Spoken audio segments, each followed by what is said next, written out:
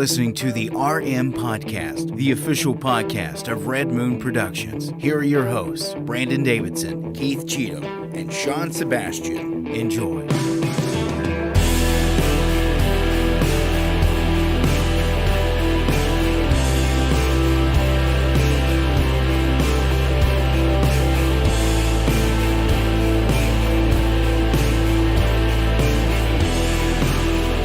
Welcome to yet again another episode of the Red Moon Podcast.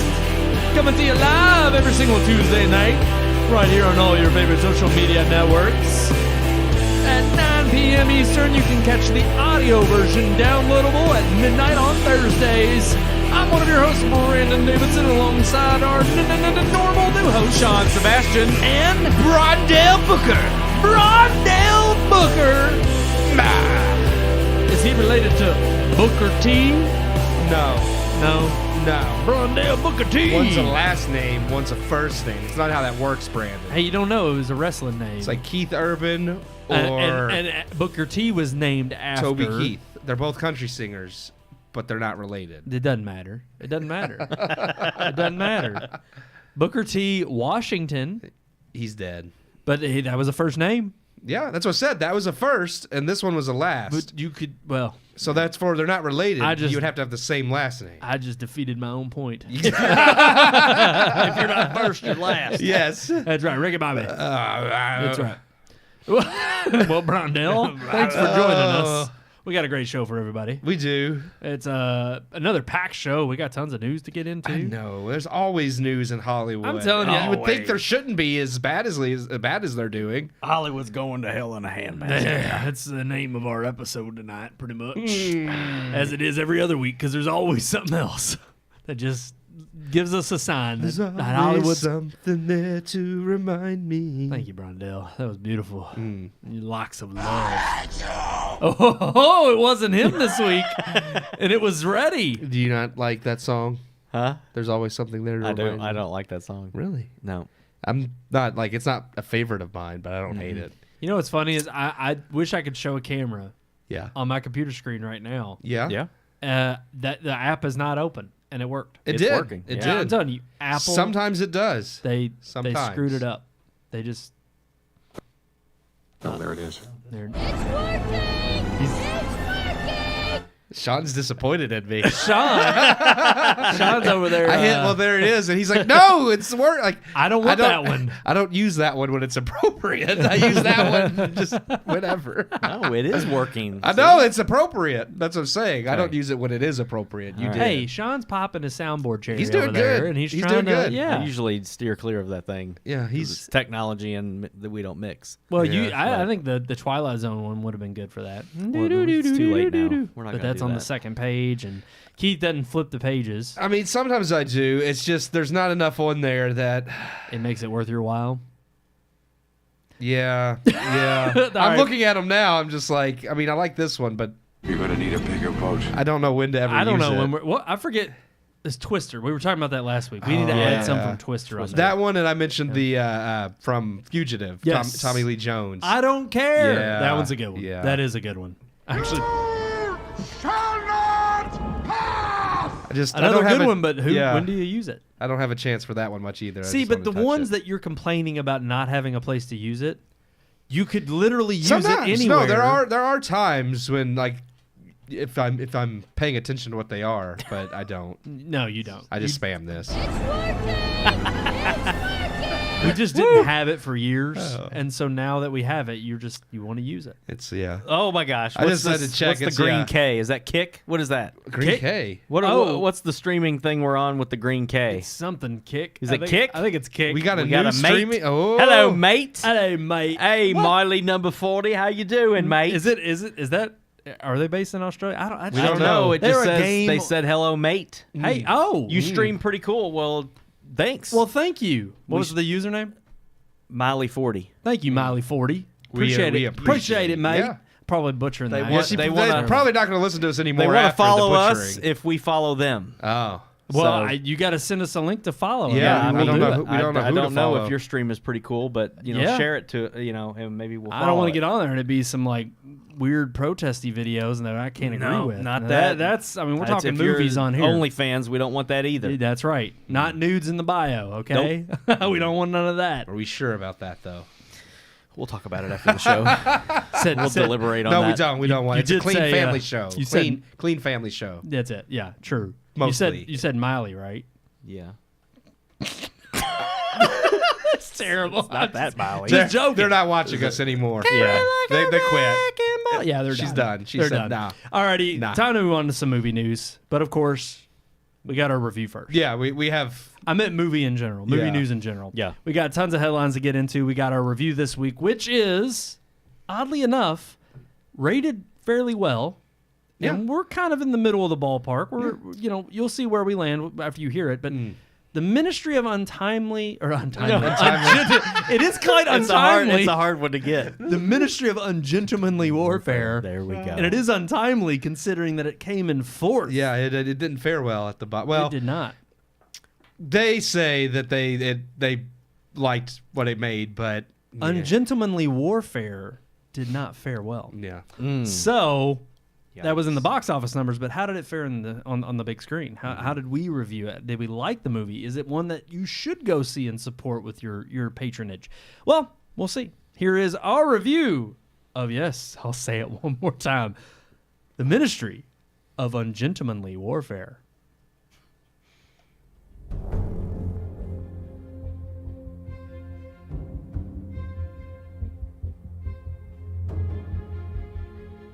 Civil War continues to dominate the box office this weekend, coming in again at number 1. But it's no longer the only war film in cinemas, as Guy Ritchie's latest movie, The Ministry of Ungentlemanly Warfare, sought to bring some competition. Sadly, Ritchie's newest outing ended up not being much competition in the end, only coming in 4th at the box office. Is The Ministry of Ungentlemanly Warfare really a bust, or was the best movie out at the moment overlooked? Based on the book Churchill's Secret Warriors, the explosive true story of the Special Forces desperados of World War II by Damian Lewis, which details Operation Postmaster, a covert mission to disrupt the German U-boat supply operation in Fernando Po. With documents related to the operation declassified in 2016, the Ministry of Ungentlemanly Warfare is based on true events, though embellishes and exaggerates in the Guy Ritchie way of stylized action and banter-heavy humor. Starring Henry Cavill and Alan Ritchson as Gus March Phillips and Anders Lassen, the men responsible for carrying out Operation Postmaster, the Ministry of Ungentlemanly Warfare is a blend of heist and war film with the Guy Ritchie flair.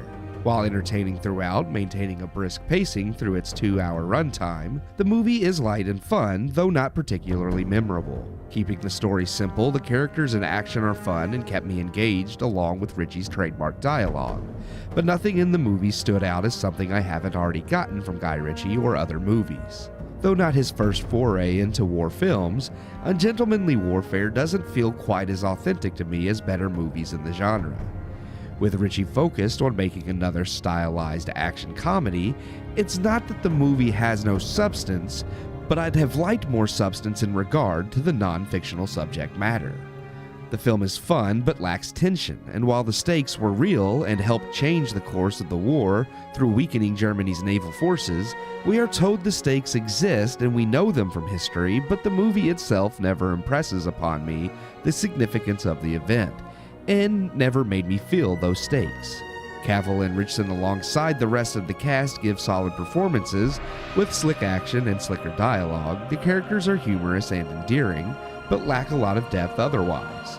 Cavill and Isa Gonzalez, who portrayed Marjorie Stewart, a person who in reality wasn't likely involved in the actual operation, get the meatier emotional development of the cast, but still are lacking compared to their real-life histories. As a brief nitpick, I also was not impressed with Rory Kinnear's performance as Churchill. I can give this a pass as it's not a huge role in the film, but it was Churchill's machinations that put the operation in play, and I've had appreciated a stronger showing.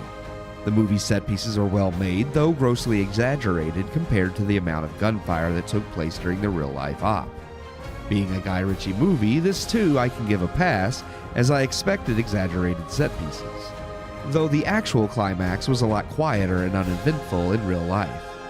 My real gripe with the set pieces weren't with their historical inaccuracy, but with the fact that it was again a lot of things I've already seen before. Ultimately, that was my biggest walkaway from the movie. I've seen it all before, especially from Guy Ritchie. The banter wasn't particularly unique, nor the set pieces or the characters.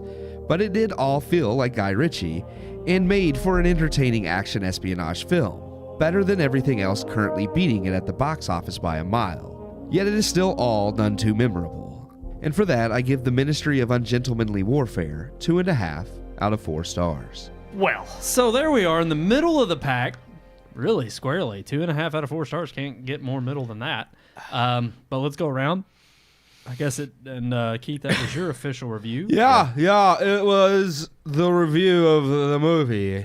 And I didn't mind it. I liked it for the most part. I just, again, where it comes in at that 2.5 was it just wasn't really much of anything I hadn't seen before. Right. Especially being based on a true story where quite a bit of it's embellished, which I expected coming from Guy Ritchie to have that embellishment. And that's fine. It's just, I feel like because there wasn't anything really that special about it, and they don't really give you the meat of the true story, they give you like the action aspect. I'm just like, yeah, it's fine, it's entertaining, but it's not something that I feel like is, amazing. Sean, where'd you land? No, I agree. I was at 2.5. I felt like it was entertaining. I enjoyed seeing Henry Cavill and even Alan Richardson, the Jack Reacher. I enjoyed seeing him in a big screen movie for the first time, because I think the only other film that I've even heard of him doing recently is the Angel Studios movie. It's a Christian movie. I forget what it's called. I'm not sure what it is. Something about angels. Ordinary Angels is what it's called. Okay. Has that come out yet? Has that dropped yet? Yes. Oh, it has. It is available. Okay. On demand and streaming. I think it's on Amazon, honestly. Okay. The one with Hilary Swank. Yes, yeah. Okay. Oh, wait, no. Isn't that about the family and like the snow, or are they trapped in the... Oh, wait, no, that's something else. A struggling hairdresser finds a renewed sense of purpose when she meets a widowed father working hard to care for his 2 daughters. And he's the widowed father. There's a bunch of snow and bet stuff. you. So There is Oh, wait, some snow. that is it. Yeah, That is yeah. it. Yep. So, but Yeah. no, I thought the movie had good... I thought it could have been a lot better. The thing is like a movie like that, I'm comparing it to The Inglourious Bastards, which is a fictional story, but done so much better. Right. And I think one of the things that irked me about this movie the most was that, and again, if it's based on a true story, how loosely that is, I don't know, but, all of the characters survive, and I find that extremely hard to believe. That not even the hired help from the prince or whatever, none of his men even died in this movie. It was literally every good guy in the movie survives, which I thought was a little far-fetched. But and some of the other thing, I mean, them just walking around and blasting people and nobody hears it, nobody sees it. It's like they didn't have silencers on machine guns back then. So it was. It's kind of. I don't know about that. I don't know enough about the tech. It was. And whether or not I just thought that was a little far fetched. But there were so many other moments that I felt like were just so predictable. Yeah. And it's like, we can't blow that ship up because it just happened to get armor plated, even though nobody knew this was coming. And I'm like, that's just part of the story to make this not end immediately. Right. And so there were just a lot of moments like that. I was telling Keith, like, I did not know that this was a Guy Ritchie film until his name popped up at the end. Really? And, no, going into it, I had not seen that. I didn't read that. I didn't know that it was. It just seemed like it had him written all over it. That's the thing is, like, I didn't feel like it was anything like his other films. I kept thinking of Sherlock a lot during some of the different banter scenes and stuff. Yeah, I didn't think it felt like Sherlock. I didn't think it felt like The Gentleman or Snatch or any of the other films that he's done. So it was a surprise for me because I was like, actually, I don't think it felt like it had the flair that some of his other films have. They're not all good. And it's funny but they all feel like him. I wonder if he dialed that back. Because it's a true story. True story, and this is his third apparent, like, what will be his third flop if it doesn't pick up at the box office. And I don't know if he was just playing it safer or felt like he needed to. It doesn't seem like it in terms of, I guess, the quote-unquote build-up to the movie. I mean, it seems like they were advertising like anything else. In fact, I thought because it had Henry Cavill in it and Alan Ritchson in it from, Reacher, I'm like, with his newfound success and stardom, I was like, oh, surely this is going to be a decent, number 2 slot, if that. I thought Civil War would edge it out, but I thought this was definitely going to beat Abigail, and totally called that wrong. Yeah, this is a $60 million budget. Yeah, and they're at less than 10 right now. I don't think it's coming. It's crazy. It's not gonna. Yeah, it's just gonna keep declining. It's not gonna be a sad success. because I really think this would have probably been a better streaming release. With those kind of numbers. But ultimately, honestly, it kind of felt like a streaming movie. It did. Like, it didn't feel like a blockbuster. I liked it better than Civil War, but I mean, it didn't feel like a blockbuster release. And I mean, it's come behind even Godzilla, which has been out a couple weeks. So, granted, that one's more popular than it should be. That's tough because I'm like, this movie did have a better story, or at least a better played out story than Civil War, but Civil War aesthetically I enjoyed more than this movie. Which I think a lot of people would agree with. I think, that's fair. I do agree with that. I think aesthetically, Civil War, especially on a smaller budget, did a lot more. But the weird thing about this is I think you brought it up perfectly with Inglourious Bastards. It felt like a watered down Inglourious Bastards. Yes. It was like a cheap knockoff. Yeah. And I hate to say that because I don't think the movie is bad. I settled on 2.5 as well. But I just it's forgettable, and it's one of those movies where, as it kept playing out, every single scene that went by, like the perfect example is the scene of them on the train and them stealing the briefcase.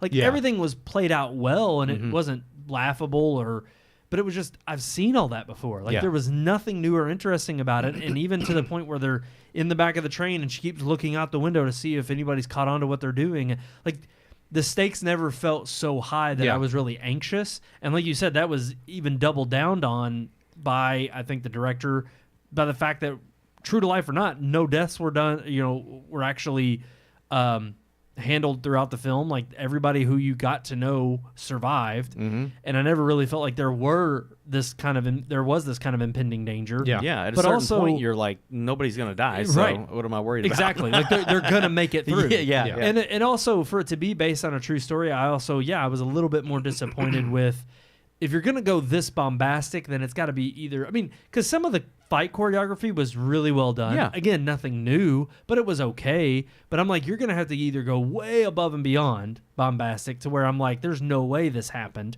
or at least pick a story where that's the case, where it's kind of almost unbelievable.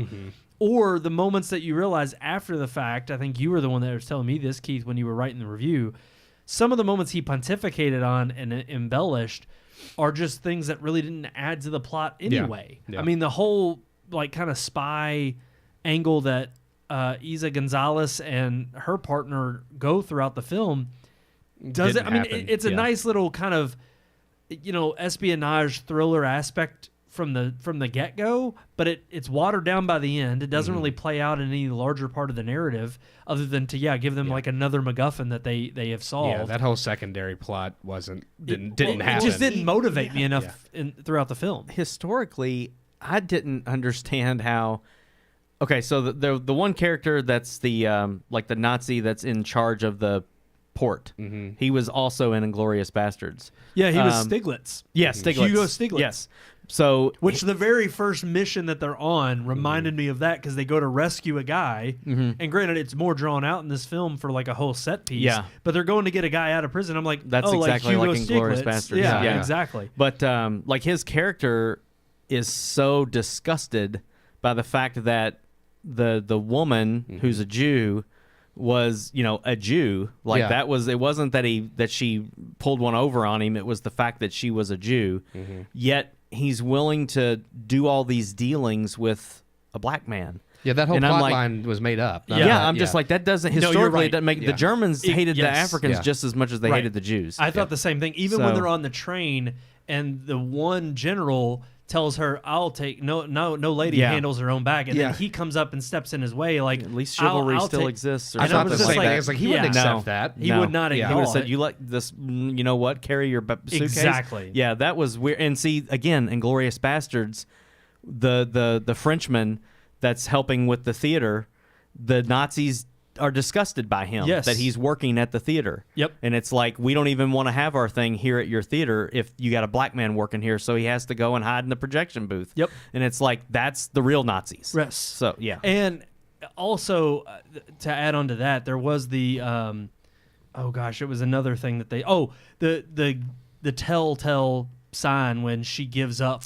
her Jewishness or her the fact that she's not a German. It was like it was just like when he yeah. goes or she's like When they're at the bar. He said 3 glasses, Yeah. and the German 3 is this, Yeah. Yeah. and was like she comes over and says some phrase in a song in his ear, and of course it's Yiddish, not German. Yeah. And so as soon as he picks up on that, he's the jig is up now. He's got her, and I was like, this is just borrowed. Like this is exact copy of what we've already seen before. Again, it just, and that's what I hate is I hate to compare it so much to what it does borrow.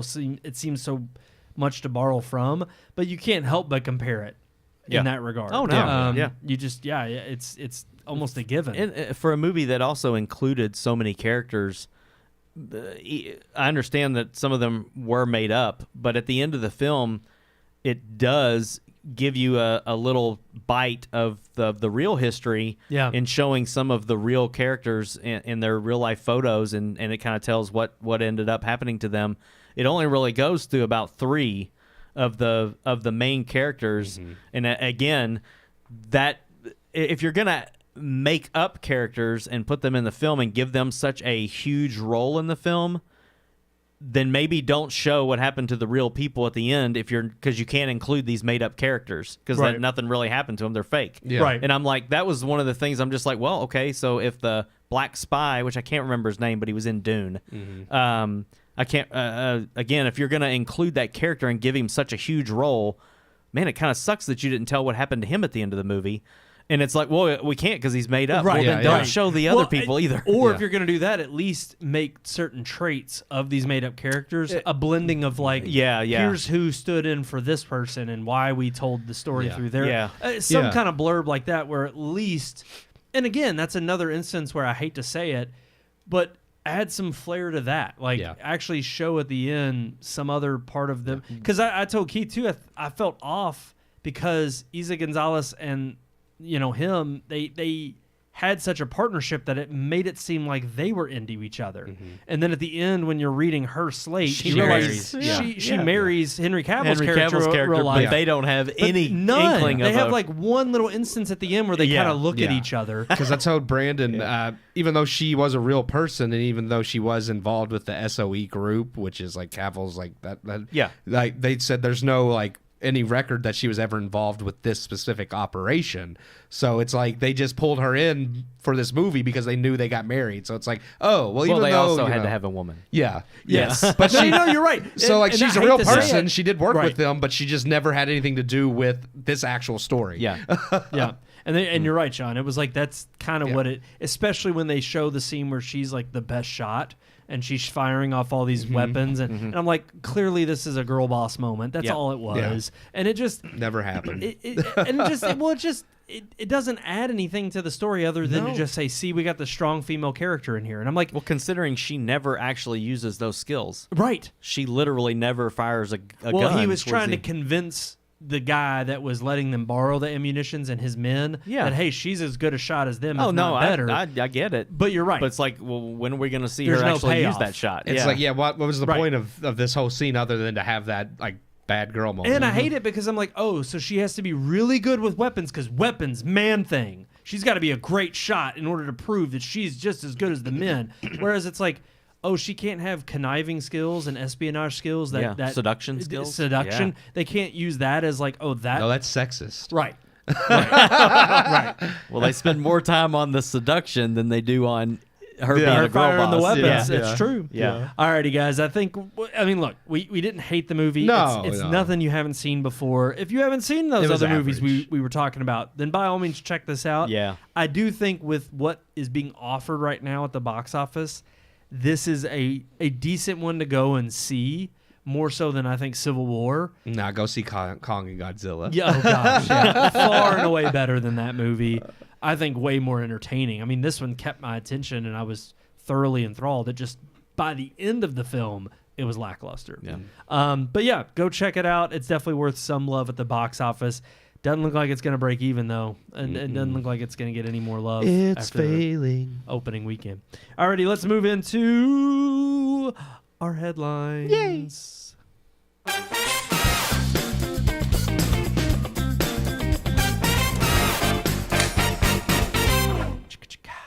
Yeah. All right, I'm going to do something weird, as I always do with the What are we doing? headlines.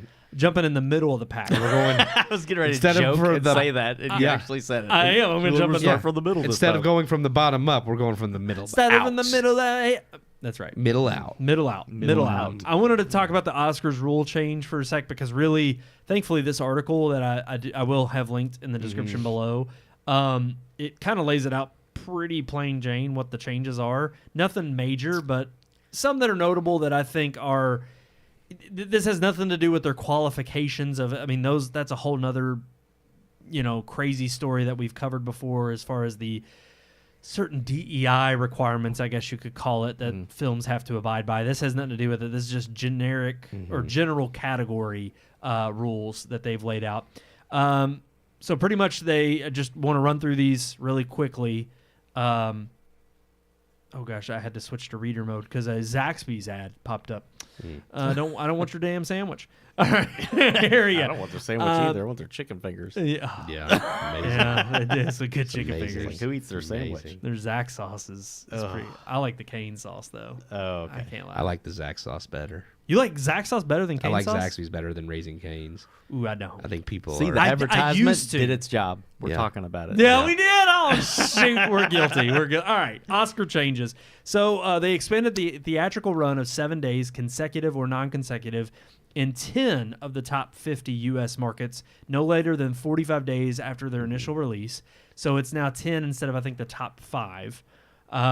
For late-in-year films with expansions after January 10th, 2025, distributors must submit release plans to the Academy for verification. Release plans for late-in-the-year films must include a planned expanded theatrical run, as described above, to be completed no later than January 25th. So they're kind of broadening that window for late-in-the-year releases, which, granted, I think ever since they switched, this happened back in COVID, since they switched it to like a March timeline instead of early February, they expanded it, I think, through the first of the first month anyway. Yeah, to be it says included. that just that their theatrical expanded run has to be completed no later than Then January January 24th. So yeah, Non-U.S. territory releases can count towards 2 of the top 10 markets, but qualifying non-U.S. markets include the top 15 international markets. So if you're going to use international markets as a qualifier, it has to be the top 15 yeah, international because markets. it says top 50 for U.S. So And then here's where it gets a little bit juicier for the actual films themselves. Qualifying animated feature films now submitted in the international feature film category are eligible for consideration in the animated feature film category if eligibility requirements for that category are outlined. Both are met in those categories. So now you can actually have a feature, almost like animated features. you could submit it for both now, Yeah. basically. Can win animated feature of the film of the year and best picture. And international. International. Right. Yeah. Well, he's saying like before you could do best But animated before- and best picture. Yeah. Now you can do best animated and international. Exactly. Yeah. Best international animated. Yep. The new eligibility period for the international feature film category is November 1st, 2023 to September 30th, 2024. In the music original score category, 3 composers will be allowed to receive individual statuettes if, in rare circumstances, they all contributed fully to the score. Previously, 3 composers were required to submit as a group. The rules now clarify the definition of a group as a recognized band. The shortlist will increase from 15 to 20 titles. I think that's kind of interesting considering that you can have multiple composers working on a film. Yeah. And if they all contributed, then they can each receive a statuette. Yeah, it's no longer just the one. Yeah. That is actually, I think, that's pretty cool. In the writing categories, a final shooting script will now be required for submission. I thought that was a little odd. I'm like, what do you mean that wasn't required before? Yeah, Like, you probably I have would a just send them a guess rough draft. Yeah, exactly. I think that's Yeah. kind of weird because I'm That like, is stupid. most people know that your shooting script is going to change drastically from your actual rough draft and just on the set in general. It could mean because they do change on the set, so they might be mean you have to submit whatever after the fact, like whatever changes after on the set, rather than Or maybe if you do the shooting script and then if there are changes in the film that don't match, they can at least make. I guess that maybe gives them That's what I'm a little saying. bit I more think they need emphasis to have that, like when they submit the movie, like you still have to have like that. how one much of with the this was changes. actually creatively applied before the shooting process. Yeah. Changes were also made to the testimonial awards presented at the Governor's Awards. The Irving G. Thalberg Memorial Award, given to a creative producer whose body of work reflects a consistently high quality of motion picture production, will now be presented as an Oscar statuette. The definition of the Gene Herschelt Humanitarian Award was revised to clarify the broad term humanitarian efforts. The award will be given to an individual in the motion picture industry whose humanitarian efforts have brought credit to the industry by promoting human welfare, contributing to rectifying inequities. Oh, joy. 2 special awards presented at the Scientific and Technical Awards have been renamed. Gordon E. Sawyer Award to Scientific and Technical Lifetime Achievement Award and the John A. Boner Award to Scientific and Technical Service Award. I bet those have some parts of their past the Academy no longer are Something proud of. That's what it seems Yeah. like to me. It's Anytime like- you have a renaming of an award where you omit the past, it's like, we can't. It's got when you make it a generic name like Scientific and Technical Lifetime Achievement Award. It's like, that person did something they don't want. They no longer condone, so they had to change it to something generic and bland and stupid. And I mean, let's just be honest. I mean, Gordon E. Sawyer, John A. Boner, those are just old middle-aged Sawyer white Boner men. Awards. That might be Yeah. Bonner. There's 2 N's It's in there. Bonner, yeah. Oh, Bonner. The My B-O-N-N. bad. Sorry. Whoops. Sorry, it's not Boner So anymore. the 2 N's.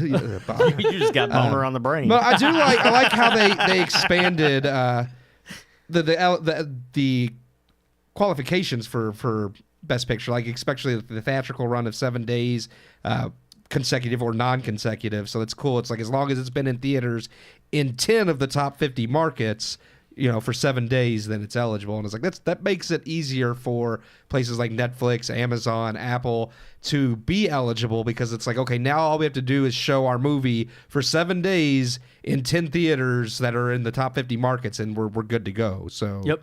And also, just throwing it out there, too, that Dallas replaced Miami as far as the top 10 markets go.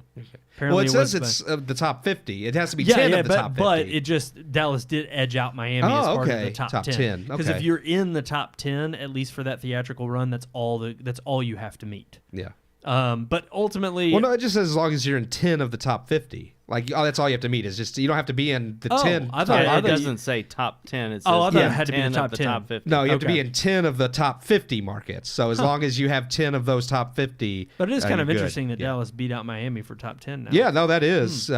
Just shrinking market down there in Miami by a Yeah, little bit. Or yeah. Dallas is growing. Maybe. But no, that was all we wanted to mention there. Just bringing that story to the forefront because, hey, Oscars, they are a change. No, they would. I thought that's interesting. Most of those changes, I think are better to help people be recognized. Some of them, like the last one, seems kind of sketchy. Yep. Which doesn't surprise us too much in this day and age of wokeness. But which wanted to also bring about some news. It's not really a headline, but we at least wanted to put it out there because we were covering the story of it.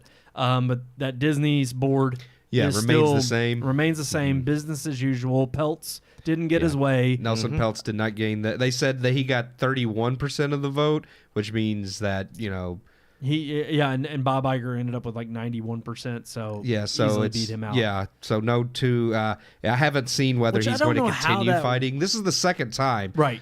They've been. He withdrew the first time. Yeah, though. yeah. This one was the first one he brought it to a board or to a shareholder vote. Now, whether he continues on to try to get those 2 seats, it's just one of those things where Disney and the board members, shareholders have elected to continue on. They think Iger's going to steer the ship back into the right direction. I think they're sorely mistaken, and they'll find that while out. their stock price is up, it is below the S&P 500. Yeah. The average of the S&P 500. So they're still trending lower in terms of not nearly where they probably could be if they were run, I think, better. Yeah, and I think some of this plays into our top headline that we'll get to later. Yes, we're going to get into that. But I also wanted to bring up I think we're going to jump to the third headline just to get it out of the way because it's interesting. And we're not really much known about it other than that Tarantino dropped the movie critic. He's kind of abandoned that. Yeah. And is now working on trying to figure out what his so-called final film is going to be. Yeah. Apparently, this one wasn't it, and it's fun because it's not the first. I mean, he's had a couple projects that have gone by the wayside. Most notably, everyone mentions like Kill Bill Volume 3 and 4 that he said years ago As he would well like as to the do. rated R Star Trek. The rated R Star Trek. He Yep. had at one point he said he wanted to make a remake of I think it's Faster Pussycat Kill Kill, which is like one of those 70s B like basically what all of his movies are based off of are those old pulp espionage movies and such. So, But yeah, it does kind of surprise me only because, and maybe just because I maybe didn't follow Tarantino as much back when, before we were doing the podcast and his other movies came out. So I don't know how many other projects he's kind of, turned down or put on the shelf. yeah. But it was interesting to me, and maybe it was only because the buzz around this being his final film. Yeah. This one picked up a lot more publicity of people saying, "Oh, his final film is going to be the movie critic," and they kind of described it as it's a mixture of who, Siskel and Ebert. I think it was kind of like an Ebert type with Robert De Niro's character in Taxi Driver, and what would happen if he was just this very cynical type of movie critic, and I guess went off the wall. I don't know, but obviously now that it's put to bed, we'll never know. Yeah.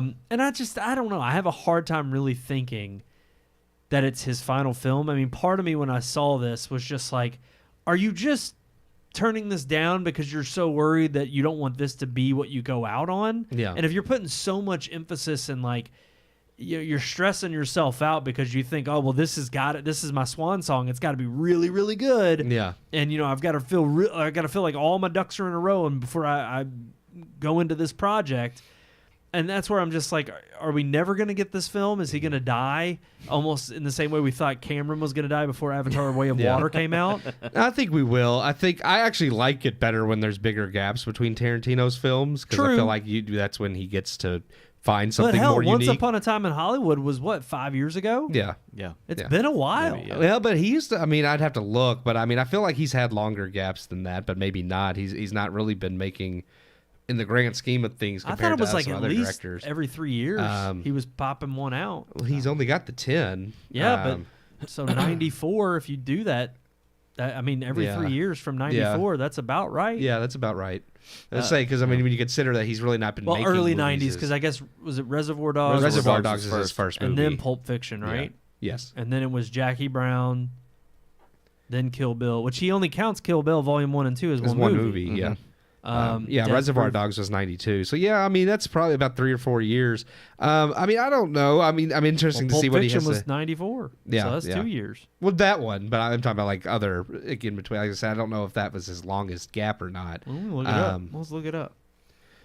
But I thought the same in a sense that it's like, is this something that he's just trying to find that just like turning down Star Trek because it's like, oh, I can't make the last film, the 10th film, Star Trek, or I understand also an idea of like if like I guess the muse doesn't hit you if you're not Right. feeling about it, or Yeah. you get it because I mean writers have abandoned works too. That's why Yeah, they and that's the so thing. have musicians It's because that's weird why you because- get all that stuff after they die. Right. They're like, look at all this unfinished content. And I'll be honest with you, it's like my heart wasn't torn when I heard this because I wasn't thinking. yeah, I'm not attached to whatever this is yet. And I'm like, if it didn't work out, it's like I trust Tarantino, I trust his process because of the movies he's put out, and he's got every single one of them are pretty much hits. The only one I really dislike isn't terrible; it's just kind of boring.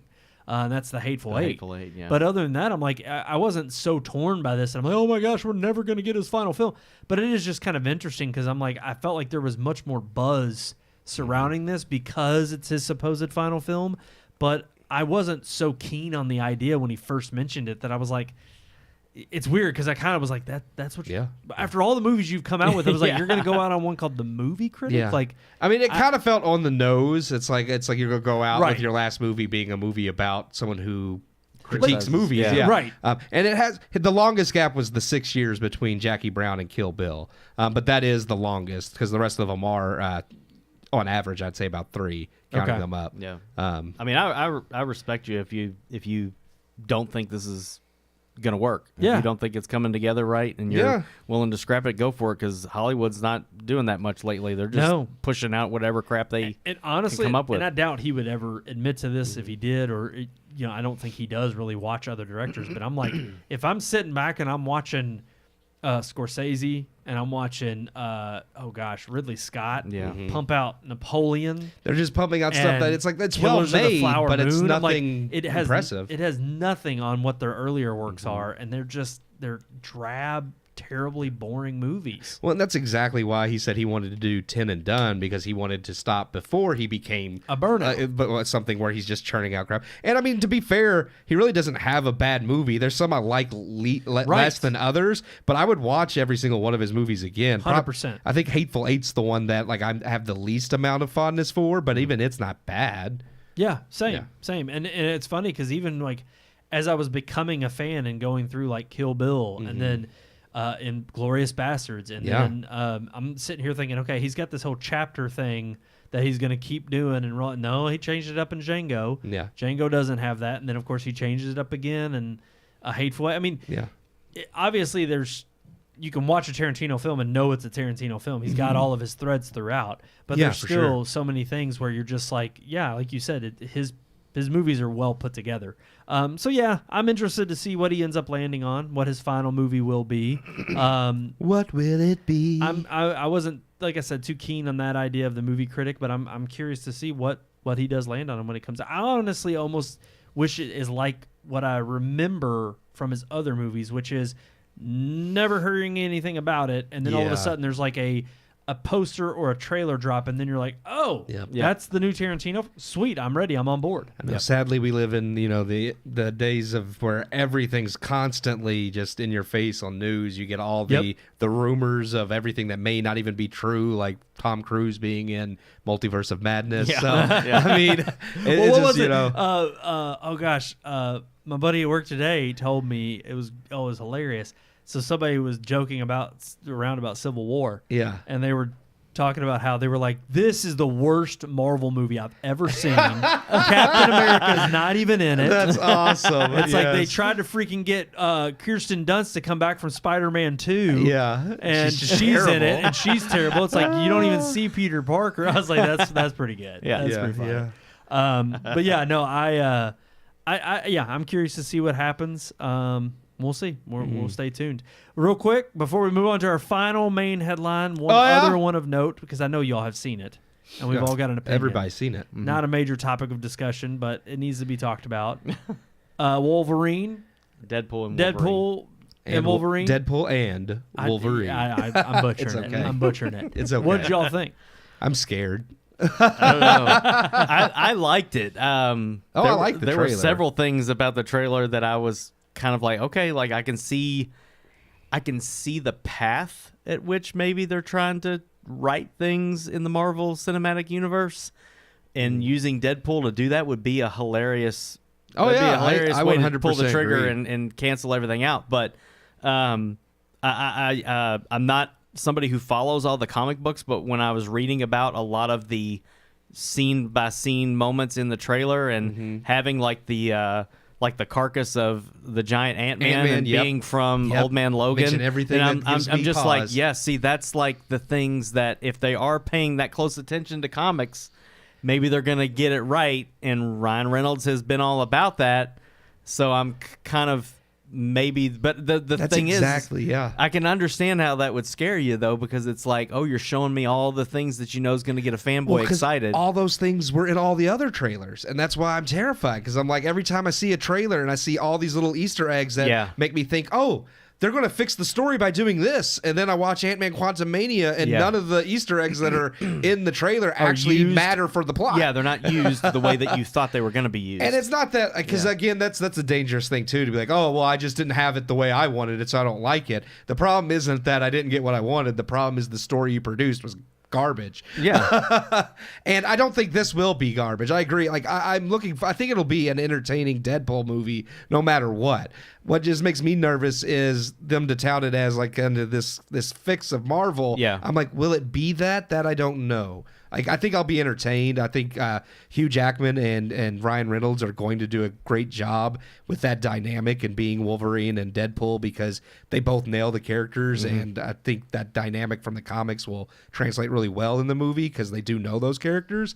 I just, like I said, I fear some of the other, like seeing like the TVA and Ant-Man, which is from like the Old Man Logan comics, and seeing all these other characters from the Fox X-Men movies, because I mean they have the little cameos of like all of them from other movies. I'm like, this is really cool. This is a brilliant way, especially even involving the TVA from Loki. Like that's something that should have happened in Multiverse of Madness from the get-go. Yeah. So I'm like, okay, but I don't know. I don't know if I can trust them. That's where I'm nervous. I know. I mean, it'd be fitting to have Yeah. Deadpool be the one that just kind of breaks everything, and they with have him to start being able over. to break the fourth wall Yes. and knowing that I mean, he's a he fictional calls character. out Feige like Yes. once in the trailer. I thought that was great, but I mean, specifically it was for a Coke reference. yeah. I mean, it was funny. But I mean, Yes. it's funny. But I don't know. It's like well, I and think knowing his love for the Deadpool character, Yes. and I mean, you already saw it in the end of the last movie, but when he goes and shoots the Deadpool that he was in, what was that, Wolverine? And it was in X-Men Origins. X-Men Wolverine. Origins. Yeah. And it's like the fact that he has such disdain for how they butchered the character makes you think, okay, if he loves that character as much and they give him a little bit more reins to rein in where, you know, the rest of Marvel has gone wrong now. Yeah. And I'm kind of interested to see not only if he is the one that course corrects, but this is the only major Marvel movie we're getting all year. So there's a lot of eggs in this basket right now that are riding on this. And with knowing that because they're doing a ton of reshoots for Captain America 4, they're kind of postponing things. I'm like, if this is successful and if it does set them up to right all the wrongs like they wanted to, which would make me happy, then they still have to put their money where their mouth is and do the rest of the movies. continue on. And I feel like maybe that's another big reason why this is the only one this year, because they can see how it does say, oh, everyone loved this. It sets all these things up. So let's get to work on fixing the rest of these movies. Hopefully, again, this is a pipe dream because I don't trust Iger or Feige. Anymore at this point. But we'll see. I mean, because I mean, everything I've seen from the trailer, I'm just like, okay, yeah, that's awesome. The villain is Cassandra Nova, who is basically I've seen a lot of people mentioning her. Basically, different version of Professor X, isn't she? Well, she's basically, it's a complicated origin story, but she's simplistically his evil twin, not actually like his biological twin, but she's the antithesis. I can't say it. Antithesis? Yes, thank you. Of basically everything he is. She wants to destroy like everything that he loves, and it's just like the exact opposite. But she's extremely powerful. She is a cool villain from the comics. But again, it's like, did you choose her because that's a logical villain to have, or did you choose her because, well, we got to have a powerful woman? Right. So, and those are the things that, again, with him, like you said, with Ryan Reynolds, I feel like he's less concerned with that, but at the same time, he's still under Feige, who is. So yeah, and ultimately the culture that I don't think he's immune to the cultural push, at least from our DEI brothers and sisters in the upper echelon that have to push that some way, some form or another. Yeah, and they'll make sure they get it in there. And that's I mean, look, it's kind of funny to think because if you go back to the time when the first Deadpool came out, the idea of what Deadpool represented to superheroes of being the anti-hero and breaking the fourth wall, but also breaking the norms and conventions of the nice and tidy, this is your Hulk Hogan version of, eat your vitamins and your vegetables, or take your vitamins and eat your vegetables. It's like Deadpool was he's the crass, cussing up a storm, violent, ultra-violent, superhero, anti-hero. And yet it's funny that even he still has to fit within this world that we live in. Yeah. So it'll be interesting to see how it teeters on that, or if they don't toe that line. Yeah. And we don't get that kind of treatment with his story or his character. It's not far off, I don't think either. Is it June? June or July? Yeah, it's definitely one it's of the coming up. I mean, I definitely want to see it. Actually, get the actual yeah, I was date pulling it on up. that. I thought it was July. I know it's a summer blockbuster though. I think also it's July 26th. In the trailer, I feel like there's a lot of things that we aren't seeing too. Because Josh Brolin has already said that he is coming back as Cable in the next Deadpool movie.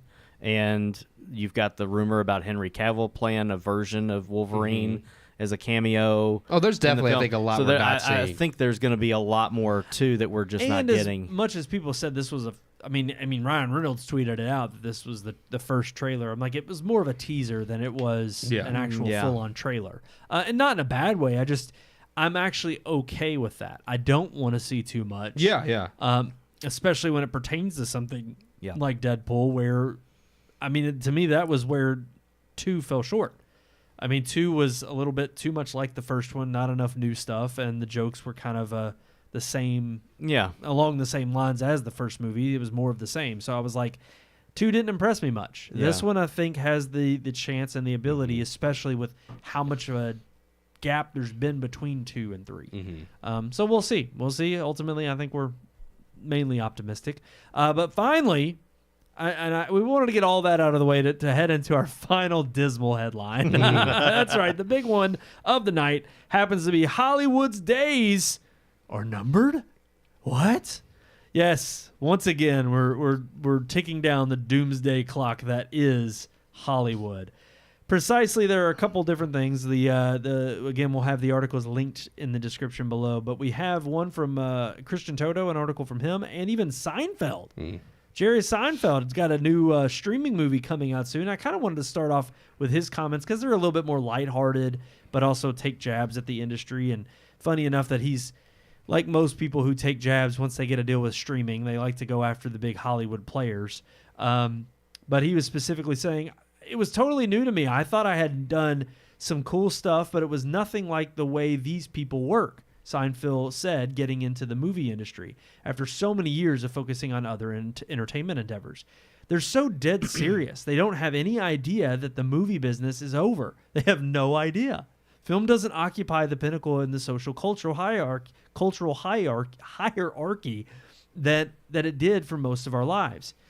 When a movie came out, if it was good, we all went to see it. We all discussed it. We quoted lines and scenes we liked. Now we're walking through a fire hose of water just trying to see. And he continued on, I've done enough stuff that I have my own thing, which is more valuable than it's ever been. The comedian went on. Stand-up is like you're a cabinet maker, and everybody needs a guy who's good with wood. There's trees everywhere, but to make a nice table, it's not so easy. So the metaphor is that if you have a good craft and a craftsmanship, you're kind of impervious to the whims of the industry. And I like where he's comparing himself there as to, ultimately it's like he doesn't have to fall back on anything because he's already has a library, and obviously commercially he's been successful in being a comedian. But he also, to go back to his comments about the film industry, I find it kind of interesting because it seems like what we've heard underlying in the industry when it's competing for its place amongst the streaming giants nowadays, or everybody, even the major players, jumping in on the streaming game, trying to have their own streaming service and finding it harder to compete. It's funny that he likens it to an industry that just kind of has lost its focus. It doesn't realize that it's not the juggernaut it used to be. Yeah, no, absolutely. That ultimately, I liked his analogy of the fire hose, that it's like there's so much content out there now, and it's just you're bombarded with it that you just don't have. It's not like when a movie comes out, you don't have that social fabric anymore that ties it together and makes it a societal. I mean, when you're quoting lines from Lord of the Rings or Back to the Future or Jurassic Park or tons of movies that we all saw as kids, at Ghostbusters. I mean, tons of these films that have memorable lines. It's not that there aren't films now that have it, but nobody's watching the same thing. Yeah. Because there's just so much content and you're flooded and bombarded with it, and so much of it's mediocre. I mean, I would argue that, I would argue that there is an extent that you don't have those movies anymore as well, because they aren't quality. You are being bombarded with way too much crap, but that's the problem, is it's way too much crap. You can't make quality because Netflix and Amazon and HBO and all these streaming services are trying to make sure that they're padding their service. We have content. Why are you paying $20 a month for us? Because look at all this content. Yeah. But it's not content anybody wants to watch. And part of that is, just like he said, they're so oblivious that movies aren't the go-to for everyone anymore. You do have television shows, video games. There's still obviously books, music, theater. There's different things that people are experiencing.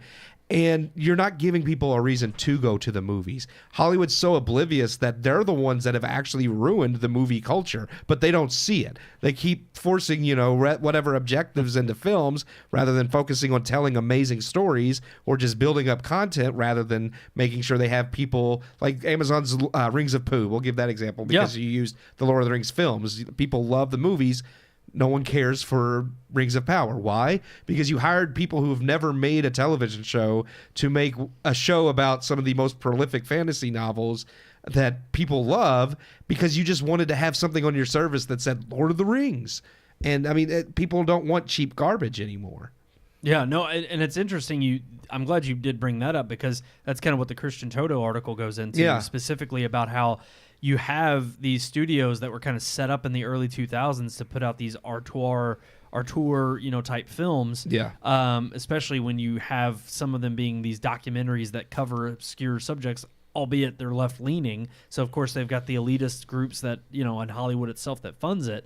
But even those used to get a little bit of traction for somewhat being, semi-investigative and again, told creatively well, that it sparked your interest even for the average film goer, because you really thought, they're unveiling and pulling the veil behind this, social, something that should be a more social topic pushed to the forefront.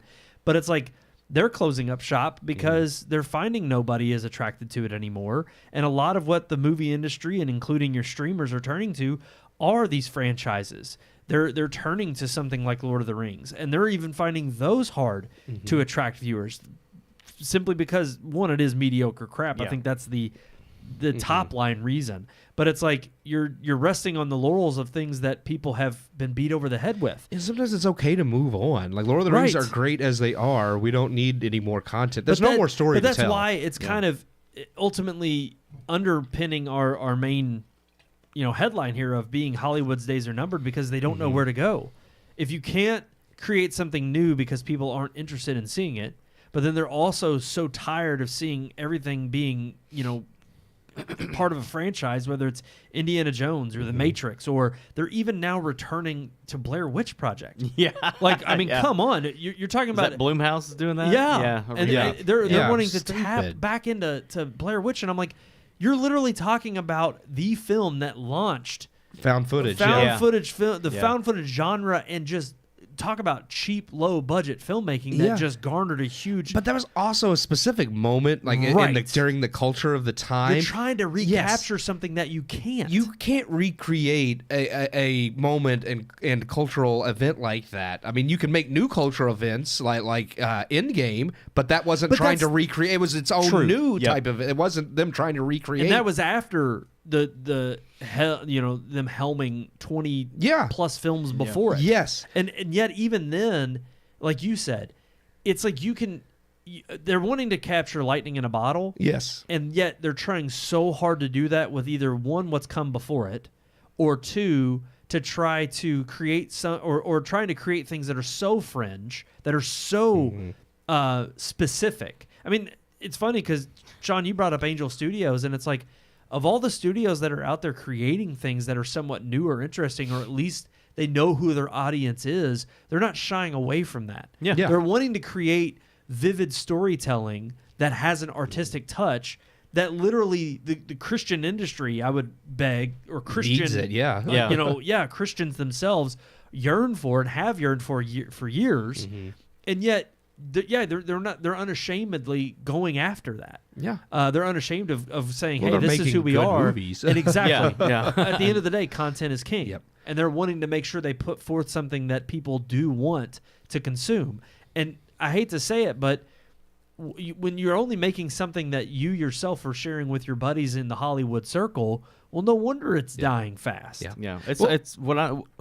No, I was going to go ahead. I was just going to say, I think it's funny, even just being next door with your neighbors is an example. We sit around and talk about, like, hey, have you watched Fallout? And it's like, no, I haven't watched that. I'm watching Three Body Problem. No, Yeah. I'm not watching that one. I'm watching Yes. Resident Yeah, Alien, there's so much out. Brian and Kristen. But it's like, it's like nobody's watching the same thing because there's too freaking much. Yes. Remember the days when you would go to the movie theater and see Jurassic Park? And if you went to school the next day and said, I went to see Jurassic Park, everybody you knew was like, oh, yeah, I'm going to see that this weekend. I saw it last night. Now it just seems like I was telling a guy from church, I was like, I'm going to see the Ministry of Ungentlemanly Warfare. And he's just like, What the hell is that? What is that? Yeah. Yeah, exactly what he said. And wait, didn't say what the hell, but he's like, what is that? And I'm trying to explain it to him. He's like, oh, it sounds like Inglourious Bastards. Yeah. And I'm like, that's like what you said about lightning in a bottle. It's like trying to catch lightning in a bottle that's already full of lightning. Right.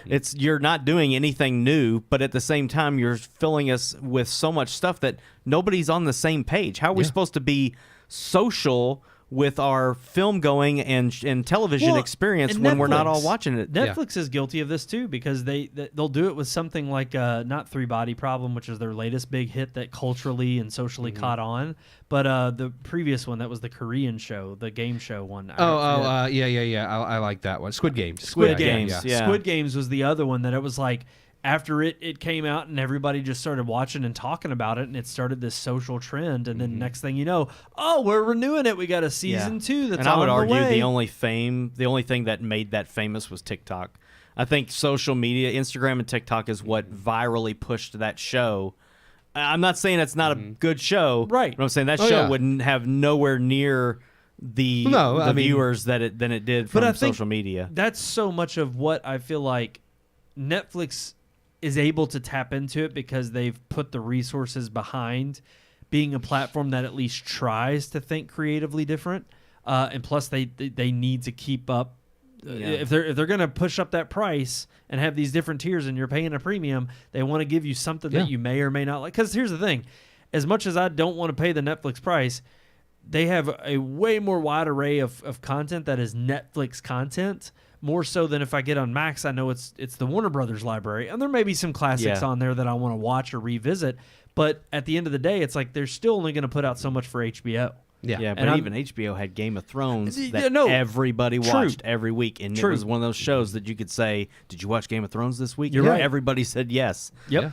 And you're right. Like every once in a while, it's funny because I think there are those shows that come along. Yeah. But what these studios are trying to capture is that upon every single release, They're trying to make every release that, and you can't, for one, especially when No. you're just churning out that much. well, and especially we've seen. I mean, we were just talking about Marvel. I mean, the fact that they only have one movie coming out, even when it was slipping downhill after Shang-Chi or after the Eternals, it's like I would have never imagined back then that we were going to get another year without at least 3 Marvel movies. Yeah. And they had gotten up to 4. I mean, and that's crazy to think that's 4 movies in 1 year, especially when none of them mattered in the grand scheme of Yes, things. And this year we're getting Deadpool, which is essentially an anti-Marvel movie. Yeah. And it's like, But that might be a good thing. that might be a good Yeah. thing. It may be what it needs right now. Yeah. And the funny thing is, it's still a franchise movie, which is fine because that's one that I feel like is still like people still are interested in. But even Netflix, just talking about how like Seinfeld said, like the industry's clueless. Like Netflix in this article says that they announced that they're going to focus more on populist films rather than the auteur-driven films. So all the Academy Award nominated Netflix movies that they kept trying to go for, like Roma, they're like, well, nobody's actually like subscribing for those movies, so now we're just going to keep making the cheap And they action do. movies that, I mean, they do, people watch them, but they're not great movies. Extraction, yeah. 1, 2, and 3. We you know, just talked about the freaking hit that Adam Sandler's been Yeah. in terms of Yeah. just every That's movie all he they comes want. out They with. pretty much have openly have admitted that it's like, look, we're not going for good. We're just going for whatever makes people watch. Which, and here's the thing: at the end of the day, I mean, I can't say that that's wrong Not from a business point. from a business standpoint, but yeah, it's the commodity of what I mean. This is where I go back to Jerry Seinfeld's point, and I think he's right: is that you're not in the same ballpark anymore. You're in a completely different sport with the movie and the film and TV industry. It's like you're literally playing to try to capture any bit of attention that a person has left when they are. I mean, the amount of times now, and I do physically make myself stop, that I have been watching a movie at home and I'll pick up my phone and start scrolling while I feel like there's just a lull in the movie or there's something I don't have to pay attention to. And it's a terrible habit because of just always having to have that stimuli stimulated. And it's crazy because I don't know if it's necessarily a problem that Hollywood can fix because they have, you know, they're kind of at odds with it. I mean, they're trying to compete in such a way that they stay relevant in an ever-changing, not only industry, but just changing landscape when it comes to capturing people's attention. But it's like, how do you compete in such a way that you are offering up something that is worthwhile? And I do think this is one of those cases of less is more. But how do you retract it to such a degree without it being detrimental to not only the industry, but to movies and TV in general? Yeah. I mean, now with people and more streaming platforms, I mean, again, we've all joked about how the streaming wars have brought about cable subscriptions in a different form. That's all they are. How much there's way too much content, as we were just talking about, and Sean's bringing up all the different series that people are watching, and nobody's catching up with the same thing because they're all just watching something that suits their taste. And again, while there is some, there's something good about that, about if you find something niche and you're like, man, this is really great, but then it kind of does suck that you can't talk to somebody about it because nobody's experiencing it. Yeah. And oddly, it's like, I just, funny enough, we've talked about gaming on this show before, and there have been times where, like, I was happy this year when I found out that, like, literally FF7 Rebirth, which is a remake, it's a franchise game, but it was like the last PlayStation exclusive to come out for the rest of this year, and I'm like, thank God, I don't need any more exclusives or any more games that are going to, because there's just so much across every single multimedia Would you even landscape. think that there's too many movies in theaters? I mean, when you think about it, AMC's got 19 movies playing right now in theaters, which is crazy. And it's like that's this time of the year, and I'm like, again, going back to what I said, when Independence Day came out, everybody saw it. Jurassic Park, everybody saw it. There was like maybe 7 movies playing in a movie theater at that time. Now there's 20 movie in multiple screening rooms. Like there was, it's like they might have like in 2 or 3, but they got so many movies that there's like, the big movie of the week might be in 2 or 3, and then there's one in every other theater. When before you would have like 3 or 4 theaters each showing a different movie. Yeah, I just feel like with content, like with that much content, there's no way. Yeah. Everybody, people on average, probably they're not like us where they subscribe and go see up to 3 or 4 movies a month. Most people, if they go at all, are going to see 1 movie a month. Yeah. And it's like, if you've got 20 movies, there's no way that an average group of people are going to have seen the same movie. They're not all going to pick the same thing. Right. And it's like, it's not like the days that we remember where... I hate to say it, but there used to be, like you were saying, those tentpole films that you could count on that were going to be... I mean, that's what Marvel became up to Endgame. It was like, this is full. A cultural event to go see it at a midnight release. I mean, I think that's what made Barbenheimer such a success. It was... This is the cinema event of 2023. Yeah. And you can go see these 2 polar opposite type films. One's highly intellectual, the other one's bubbly and fun. And yet you can go see both of them at the same time for this experience. And of course, theaters loved it. But again, that's a secret sauce that you can't replicate. It's a cultural movement that it was spontaneously created because of kind of how ridiculous and cynical it is. But you can't just try to make that happen. Yeah. And then every once in a while, you'll get a Top Gun Maverick that it's a sequel, but it came so long after the original, and again, it had so much heart and soul and pertained so much to what the original was, and if in some ways a lot better, in most ways actually a lot better than the original. But it had that secret sauce in it that kept people wanting to go back and experience it in the theater. You've had a lot of other great movies that I think we would argue were great. That it came out and they kind of were duds or they flopped. I mean, Mission Impossible was a stellar hit steadily throughout the years. Last year, Dead Reckoning comes out and it just kind of came and went. Yeah, everybody kind of just moved on and forgot about it. Indiana Jones 5 came, went, and it was crap. I mean, and that was one that we went to thinking the theater would be somewhat full, halfway full at least, and it wasn't. Nope. It was like 20 people in there. And that's where I think the struggle is I really do think I'm with you. It's like less is more, but I also think, there's not a premium experience of going to the theater. I mean, you kind of see the overworked and underpaid people that push some of these movies out. I mean, Kong Godzilla was, I mean, CGI fest all over the place, but it wasn't necessarily a good CGI, and the action and the set pieces weren't mind-blowing, or it just didn't seem like...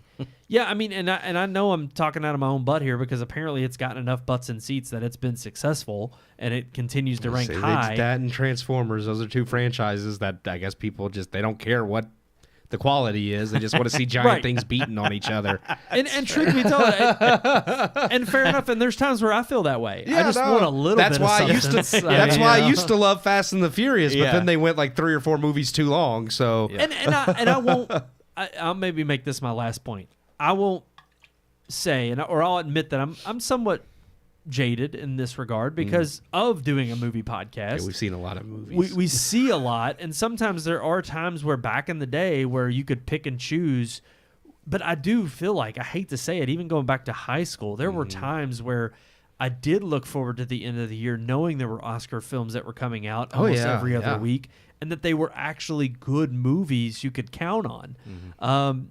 And to be honest, it's like anymore, I just feel like there's such a... It's rare to find a movie that comes out that you think is going to be a certain way. It not only surprises you, but it surprises you in a, oh, wow, that was actually really good. Yeah. The last movie that comes to my mind in that regard was Barbarian. Yeah. It was a movie I totally wrote off, thought it was going to be goofy and ridiculous.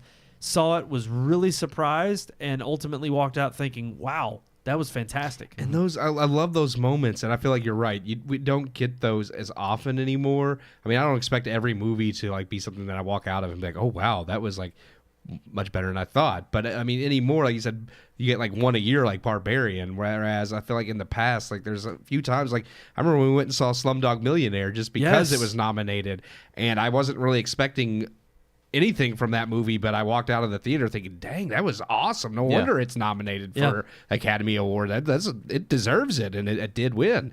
And I just feel like, especially with the Best Picture nominees anymore. I mean, just this last year, like there's not a single one of those movies, even the ones I liked, that I feel like compared to be on that list. Agreed. And it's funny because I think theaters, knowing the struggle that they've been in, especially AMC, are in the same boat as the streaming services, that they're trying to capture your attention in such a way of just throwing out what they can, hoping something is going to stick. And I'm like, I don't think that's the right game to play. I think if Hollywood really wants to regain the same kind of cultural status that it used to, one, I don't think it ever will, because there's these other different, screens that are in front of us all the time that are competing for our attention. Yeah. But you've got to make it then something that is going to capture and make it feel special and worthwhile. Mm-hmm. And granted, you may say, well, but what if we don't make that many movies? And I'm like, look, I'm not saying I'm going to pay a $40, $50 price tag to go see a movie at a theater. But if I know that it is a special circumstance to go to the theater to see something, that the care and devotion from the cast and crew were spent and painstakingly made sure that this was going to appeal to not just one specific type of people, or we need to meet this threshold of return so that it's a good movie. I mean, again, I never would have thought as a child or even a teenager that Star Wars I'd be tired of it. Yeah. Or that I would be tired of. That's a good thought. And I'm just like, there's times where I'm just like, I don't even want to see anything Star Wars anymore, except for what I grew up with. Yeah. It's like I remember begging for more Yes. Star Wars. For another- Absolutely. Yeah. So I don't know. I feel like they need to return to smaller, more quaint, personal experiences. I mean, I really do hate to say it, but it's that Chick-fil-A treatment when it comes to service. Even like I think of when we went and saw, the old movies, like Hitchcock films. At the Palace. Yeah. That's great. I mean, when you go to the Louisville Palace, that's not going to a normal theater. And in fact, it's a makeshift. Like they put up a screen and a projector for that because purpose. it's It's an actual, playhouse. Yeah. But I'm just like, when you go into an atmosphere like that, it makes an event feel special. Yeah. And I wouldn't mind going and paying $20 for a spectacle. I mean, it's not just the IMAX treatment; it's the whole atmosphere that's got to change. I think to make it feel like you're really worth an outing again. Yeah. I think that's the only way you can differentiate. I think if you're trying too much to fit in with the current age, it's like, well, everybody's attention span in those circles is like 15 seconds. Yeah. You want somebody to come and sit down for 2 to 3 hours, enjoy themselves. And they added these perks of you can get beer or you can get something ordered to your seat. And I'm like, but it's freaking fast food restaurant style that's delivered. And even then, it's like, even the recliners that I love at Cinemark are great. But, and I will say that's one perk that I would say they have an edge over AMC. But their whole point is to make you feel comfortable. But then you could easily liken that to, well, why don't I just sit at home? Sit at home. My I don't want to recliner? feel like I'm at home. Right.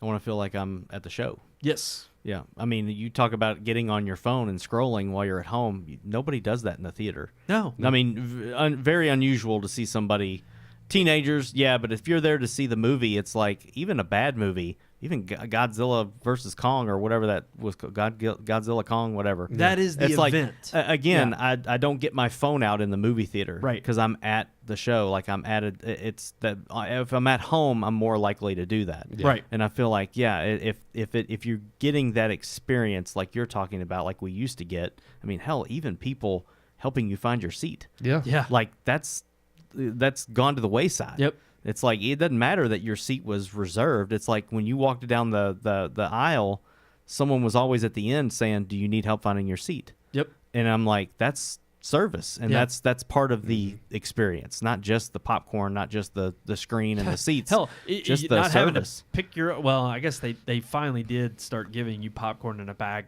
again. Yeah. But they used to. It was like, here's your bag, and then you go over to the popcorn station, and then They'd it's like fill it up. Yeah, it's like they only couldn't- do that because they don't have as many Staff. people going anymore. Yeah. Well, I mean, even That people too, too. yeah. Yeah, both.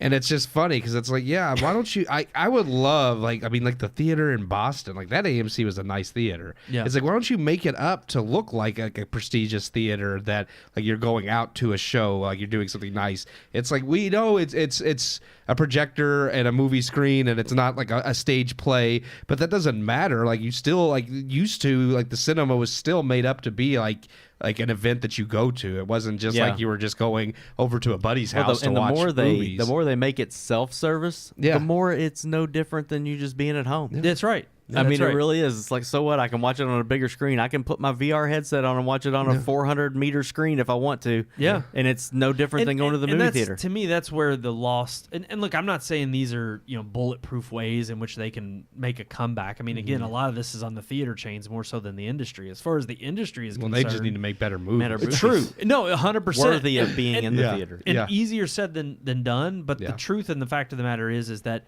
look, I'm all for watching a movie that... sometimes I want to actually go and see something that does represent real life and I can correlate with, and it's like, it gets you in the feels. But let's be honest, the main reason you go to the theater is to escape. Yeah. And far too often have I felt like I've gone to the theater in recent years. I mean, this is the woke disease. the reason we complain about it so much, or we critique movies nowadays when they check these boxes, is because it's so obvious that they're pushing a message, whatever the message is. They're shoehorning it into whatever the movie is, that you don't have a piece of entertainment anymore. It's lost its focus of what it's supposed to do, which is to pull me out of this world, pull me out of the everyday troubles and trials that I've got going on, and let me escape to somewhere that I've not been before. Yep. Let me live life vicariously through these characters that are on screen. I mean, this was the Marvel Phase 1, 2, and 3 magic. It was living in these superheroes, coming off the page and living on the screen in a new, kind of kid-like way for kids turning into teenagers, turning into adults that you didn't expect. And it was this secret sauce that was like, oh, wow, this is what they've phenomenon, cracked. yeah. And sadly, it's just like, it's all turned in. Look, we all know it's backed up by numbers and business, and you've got to make a profit. We get that. But your profit motive has dwindled so much that it's like you've lost your way. You've forgotten what it is to be. I mean, how many times have we talked about it when it comes to the Oscars, and they show like one time a montage of movie history. Yeah. And it's kind of like this glimpse of, here's what movies are like. And then, boom, we're back into, here's Jimmy what it's like Kimmel now. telling a bad joke Yeah. or a political jab. Yeah. It's all it is. Remember when we used to be good? Yeah. Exactly. Like you think that's Pepperidge the Farms the remembers. memoriam Yeah. section should be the highlight of Yes. all the old great movies. Or all the old death great of Oscar Hollywood. shows. Yeah. The death of Hollywood. So, look, at the end of the day, I kind of err on the side of Jerry Seinfeld in terms of, look, classic Hollywood, humdrum. It's not even classic Hollywood because I don't think they are who they are. No. I don't think they are who they used to be. It's changed so much, and they've even become jaded and cynical about what it is they produce. And they don't even realize, like, they keep doing it. Like, it's so obvious that they don't understand that they're the reasons they're failing. They have become the teenager who first gets an iPhone and starts a TikTok wanting to get fame and stardom. Mm-hmm. They're chasing after that rather than actually saying, wow, this is an interesting piece of technology. How do I use it to the best ability to better my life? And it's like Hollywood used to use the motion picture as a way to connect with other human beings in a way that, I mean, this is why I fell in love with filmmaking. It evoked emotion. It connected with you. Yeah, it connected with me, and I could connect with others upon doing the same thing with my artistry. And it was like, if you can pull at somebody's heartstrings and carry them in such a way to evoke an emotion out of them that you were hoping they would experience, there's nothing more powerful. And the same way with getting on a FaceTime call with your family members if they're states away, it's a powerful use of technology, but you can't depend solely on that. And if it just becomes a facade of what it really used to represent, then it has nothing else left to do but die. So it can hopefully be reborn in something way better.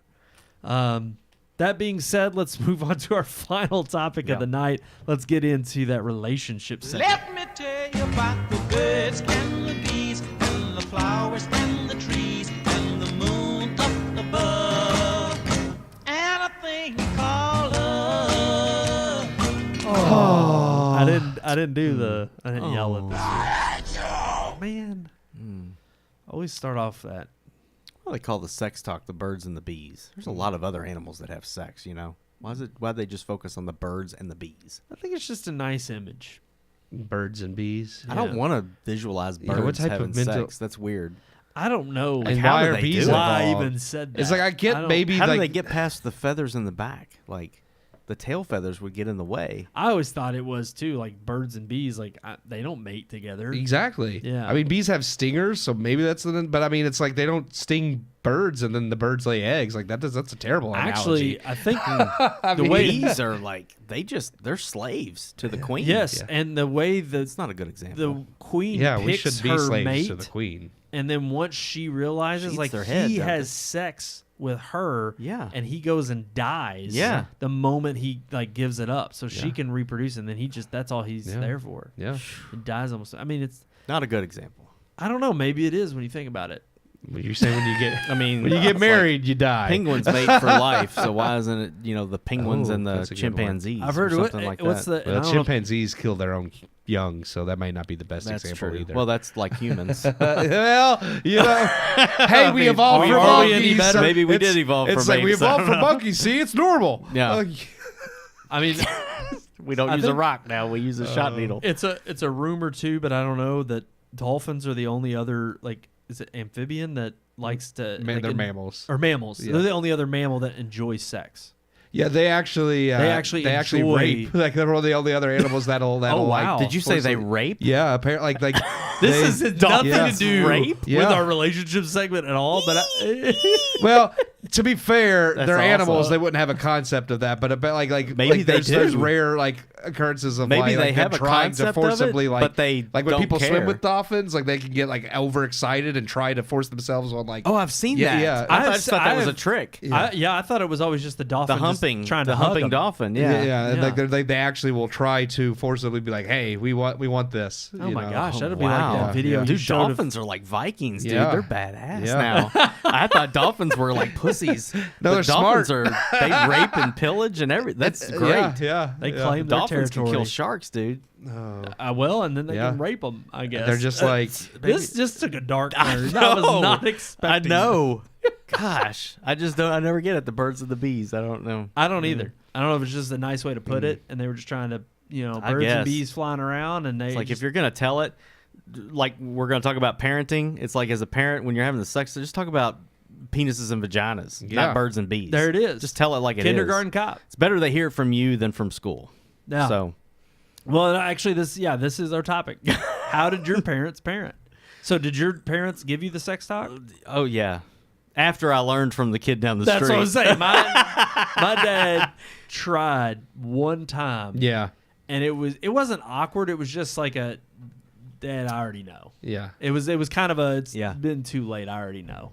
Yeah. What about yours, Keith? It was pretty much the same thing. Like he tried, and it just like it's like, yeah, I'm aware, and it's like, okay, well, like you like the wait until you're married, and this, and I mean, just the kind of like just making sure you're not gonna make some babies that we don't need right now. Right. Pretty much. It's like we're good. How We're late good. did he tell you? Try to tell you? My gosh, if you're at that point, well, No, just I mean in general. Okay. Like I mean, did your dad just like go at it? Don't wait until you get married. no, Like, he did. He did. Obviously, that Obviously, was they want instilled you in to us start young. before you start getting into Yeah. relationships and True. are doing. Yeah, I got to have that talk with my sons Yeah. before they knew about it. okay. I don't know how. Was that your Because they're one of them's in approach? 5th grade, but yeah, like Honestly, I don't think that's too young.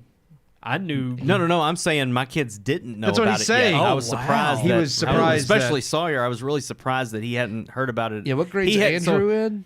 He's in 2nd grade.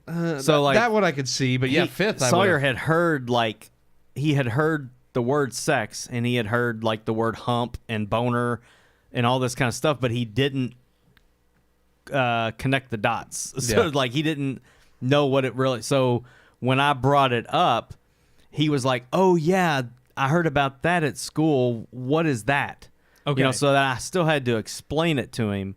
So I feel like I was lucky in that regard because I was able to get the first talk Yeah. with him like, about hey, it. this And is what it's referencing, went but we don't into- call it that. Yeah. That's I mean, I got to go into biblical. Here's what it means. Here's how it's supposed to be done. And here's why. Right. I mean, we went through all of that stuff, and Here's it how you was keep your pimp hand strong. your pimp hand. Keep your pimp hand strong. You But gotta it's teach him like that young. he's at that age now where he's waking up with morning woods and that kind of Yeah. stuff, and it's like, Yeah. and It so happens. when we started talking about it, all that stuff came out, and Right. it was like, oh, so is that why this happens? And it won't it's- go it's away. And all better the, you know, that it's you like get to we got to have that control the yes, narrative. Yes, because I even asked him. I said, so have you not heard any of this at school? And he's like, well, I knew like there's kids that talk about humping, and they'll like walk up behind each other and like act like they're humping. And he's like, but I didn't all know. of us guys yeah. know We know exactly, exactly. I'm 'cause like, because I'm laughing when he I'm said laughing. it. I'm like, He's it's like, like, I yeah, remember there's, my, he's Some like, things don't this, change. This kid at school, like he humps people's legs, and it's like, well, so I'm like, yeah, that's he's making fun of this act of Right. the act of sex, and that's what he's doing. So it's like he's not doing it the right way, and this is not. It shouldn't be something we make fun of. It's something. and that's also the appropriate time where you're just like, he's learning something Yeah. at home. Yeah. He doesn't need Yeah. to know, Right. But his parents aren't telling him. Aren't so telling we're, him the way we're we gonna, are. Yeah, exactly. I was like, Communicating you can it that way. you can ask me anything you want to ask, and Right. boy, it all came out. Like, He was and curious. it was and it was a lot of curiosities, but the explanation or any kind of definition hadn't been given to him yet. Right. So I got to mold that, luckily. And then for Andrew, like, we have these books that are written by some Christian author, but it's like, here's how to explain sex for this age group. Here's how to explain it for this when they get to this age. Here's a little bit more biological and detailed. And the first one is the birds and the bees. The first one's just, this is what mommy and daddy do to make a baby. This is what God says about it in Genesis. And then it kind of, That's not bad. yeah, when you get up into like the 14-year-old book, that's when it goes into the more Detailed, more detailed. biological, Yes. yeah. So it's kind of cool. We did that with him, but yeah, when I was a kid, like, that was some kid down the street took my life-size Batman doll and put a hole in it and screwed it in front of me, and then I went home and asked my dad, like, What was he doing to What that was he doing Batman? to my Batman doll? And my dad had to explain it to me, and then of course they called that kid's parents and said, that's a little why disturbing. is your son having sex with my Batman doll? Right. But yeah, it was some stupid teenager who was like, "Oh, you ever heard of sex? Let me show you." Oh my and did that. gosh. Yeah. So it was like, and me and my two friends just sat there like What is going? You're watching, just violating like, my what are you Batman. doing on our chase lounge in my garage? Like, come on, man. my It was like stupid. Mine but yeah, was just like, watching the Squiggly channel on, Yeah. Cinemax. Scrambled, the Yeah, When they had the And cable every once in a while boxes you- and you're sitting there Yeah. trying to find it. Yeah. Me and my brother are sitting there trying to see if we can catch a nipple or something Yeah. fly across the screen. Yeah, It then was but it. eventually you got bored and played Nintendo. Yeah, exactly. It was like Yeah. you Yeah. didn't. Yeah, it was like waiting for an image to load on my Packard Bell computer Yeah. with the 56K modem. It was like 20 minutes, and I'm just at her face. Yeah. and I'm like, but I'm at this done. point, I'm gonna go play PlayStation. I want to go play Rugrats. That's I'll go what's watch sad. Rugrats. I But mean, no. no, and it's funny because even this, I mean, it's fine that it went this direction, but this conversation was more about like Yeah, I get just it. Yeah. in general parenting, like how'd your parents parent? Because mine were a little bit more obviously more strict. I Yeah. mean, you know this first and foremost with my curfew, but I would even say just, I mean, I had a lot more rope than I think my brother and sister did because they're older. Both Amber happens, and yeah. Amber and Chip were, Amber being the oldest, Chip being the middle child, and then of course me being the youngest. They were like, "Oh, you got away with so much more than we did," and I honestly didn't feel like I got away with that much. Yeah. But I also it's that difference of reflecting and looking back and kind of saying like being grateful for it now that I'm an adult, understanding why those guardrails were there. And of course you obviously as a kid and teenager especially, you're going to fight authority because it's like you think you know best. And only when you get older and you start to experience life and you realize like, oh, there were practical reasons as to why my mom and dad taught me these lessons and told me to stay in line in this way. And then there's other things that, and I think like it is with all generations, there's some things that ebb and flow and you inherit, and then there's others you'll kind of give up depending on what you want to pass along to your own children. But for the most part, it's like I think if your parents did a good job, then they, you almost adopt the same parenting style they did because, you realize it had a good effect on you. And you take the things that maybe you think they didn't do so well on, True. and you make them better Yeah. in your own way. It's like, I mean, I can absolutely say, I feel like when you have more than one kid, the first kid you're learning, the second kid you've gotten better. By the time you're at 3 or 4, you're kind of like, I know what works and what doesn't. Yeah. This worked with him. This worked with her. We can ease up a little bit on him. Right. And it's kind of like, I've learned that too, but I've also learned that one of the things my parents, I don't feel like they did. My parents are great parents, but my parents would tell me, especially as a teenager, this is for your own good, or the reason we have these, you don't understand now, but you'll understand one day when you're adult. Yeah. Why? Right. They never told me why. Right. One of the things that I am making it a point to do with my kids is when I say, like, I know this doesn't make sense to you, but here's why I'm doing it. And I explain it. I'm like, you don't understand this because you're not a grown-up. This is why. Yep. One day you will understand it because of X, And Y, they may Z. not even fully understand the explanation. They don't. But it doesn't matter. No. Because then Yeah. they at least have a reason for why you're doing it. Yeah. And Yeah. it's like, and there were some things that, whether my parents were articulate enough within that regard, there were times where definitely they explained it point blank why, and then there were other times where they're like, because I said so, and that's it, and that's all you need to know. Yeah, there's And- I'm the parent. You're supposed to do Yes. what I say. Right. So And then there were times Yeah. too where it was like they understood that fine line was not enough, and they would have to explain further. Yeah. Or sometimes it was also like, we're going to let you sink or swim. You got to figure it out for yourself, and if you got to learn the hard way, again, sometimes you got to let them touch the hot stove because they'll never do it again, and they have to because they're so curious to figure out why.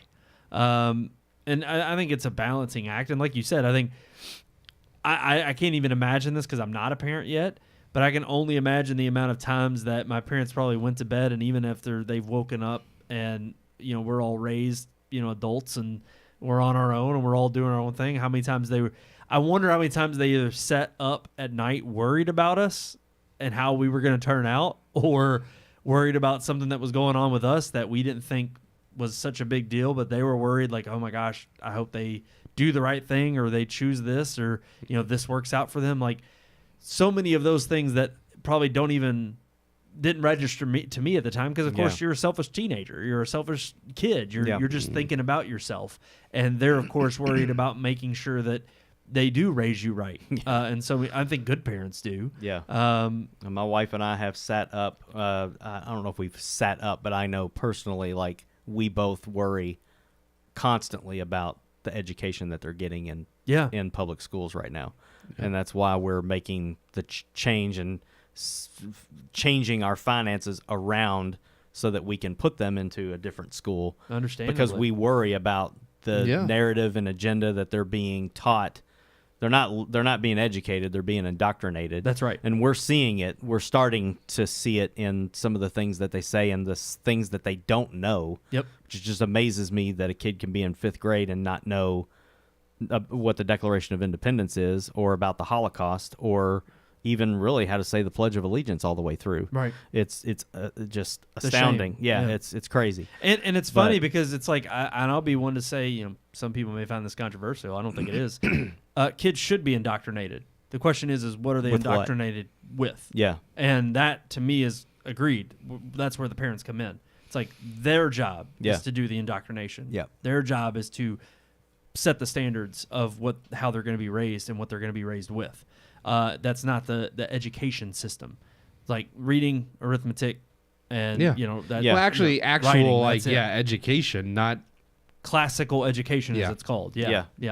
But Keith, what about you? You haven't talked much about your parents' parenting. I don't. I mean, it's very similar. I would say there's not. I think a lot I can add within.